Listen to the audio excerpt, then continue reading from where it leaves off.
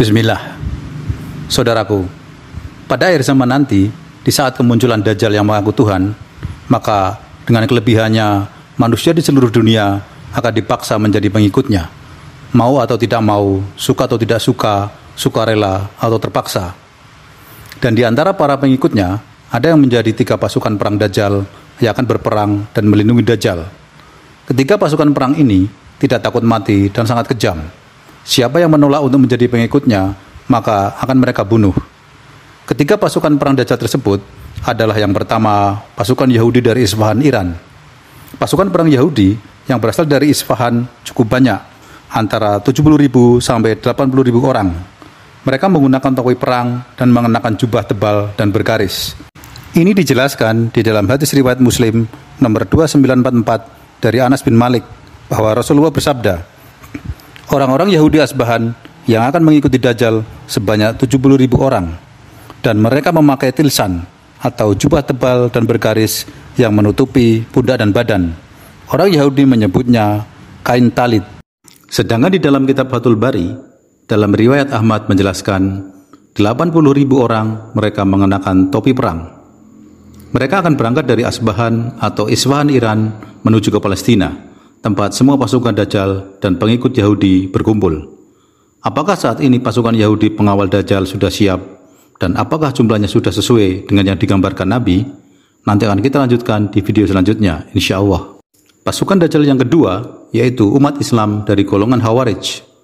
Golongan Khawarij adalah umat Islam yang meninggalkan pasukan Khalifah Ali bin Abu Thalib karena mereka kecewa dengan Khalifah Ali yang melakukan perjanjian perdamaian dengan Muawiyah karena mereka dianggap menggunakan hukum manusia, bukan hukum Tuhan. Dan akhirnya mereka memberontak kepada Khalifah Ali karena menganggap Ali dan Muawiyah telah kafir. Nabi menjelaskan tentang golongan ini di dalam hadis Sahih Bukhari dari Abu Sa'id bahwa Rasulullah bersabda, akan keluar di dalam umat ini, beliau tidak mengatakan di antaranya, suatu kaum yang menganggap remeh sholat kalian dibandingkan sholat mereka. Mereka membaca Al-Quran, namun tidak melewati kerongkongan mereka. Mereka keluar dari agama bagaikan anak panah yang keluar dari busurnya. Rasulullah telah memerintahkan untuk memerangi kelompok Khawarij karena kelompok ini sesat dan jauhnya mereka dari Islam. Juga bahayanya yang besar terhadap umat Islam disebabkan fitnah dan kekacauan yang ditimbulkan oleh mereka. Al-Imam Bukhari berkata, Ibnu Umar menganggap mereka makhluk Allah yang paling jelek karena kaum Khawarij mengambil ayat-ayat yang turun untuk orang kafir lalu menjadikannya untuk orang beriman. Kaum Khawarij ini senantiasa menampakkan dirinya hingga Dajjal berada di kelompok mereka. Ini dijelaskan di dalam hadis Ibnu Majah nomor 174 dan dihasankan oleh Al-Albani dari Ibnu Umar bahwa Rasulullah bersabda, akan muncul suatu kelompok pemuda yang membaca Al-Quran, tetapi Al-Quran tidak melewati kerongkongan mereka. Setiap kali kelompok dari mereka muncul, maka mereka pantas untuk dihancurkan. Lebih dari 20 kali hingga Dajjal keluar dari kelompok pasukan besar mereka yang terakhir. Di zaman kita ini, bermunculan kelompok bersenjata di berbagai wilayah dan negara yang banyak mengkafirkan kaum muslimin dan melakukan pembunuhan terhadap kaum muslimin seperti ISIS. Jika mereka adalah kelompok Khawarij modern, seperti yang digambarkan Nabi, maka mereka sedang menanti pemimpin mereka yaitu Dajjal di wilayahnya masing-masing. Itulah sebabnya kelompok bersenjata ISIS yang berada di Syam, khususnya Suriah, sulit dihilangkan, karena Suriah adalah tempat berkumpulnya golongan Khawarij, ISIS, dan semisalnya pada akhir zaman yang menunggu kedatangan Dajjal dan akan berangkat bersama ke Palestina. Pasukan Dajjal yang ketiga, yaitu pasukan dari bangsa Turk.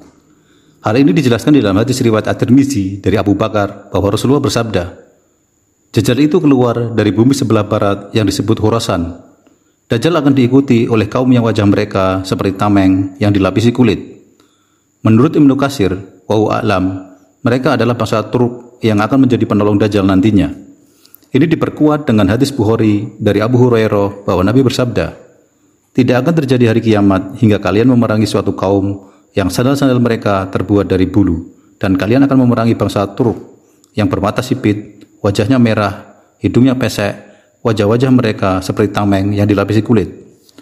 Beberapa pendapat mengatakan bahwa keturunan bangsa Turk di akhir zaman yang menjadi pasukan Dajjal adalah sebagian dari bangsa Cina, Mongol, Khurasan, Tatar, Rusia, Siberia, dan sebagian di Asia Tengah.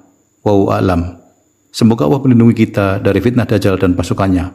Terima kasih telah menonton video ini. Semoga bermanfaat. Jangan lupa untuk subscribe, like, share, dan komennya.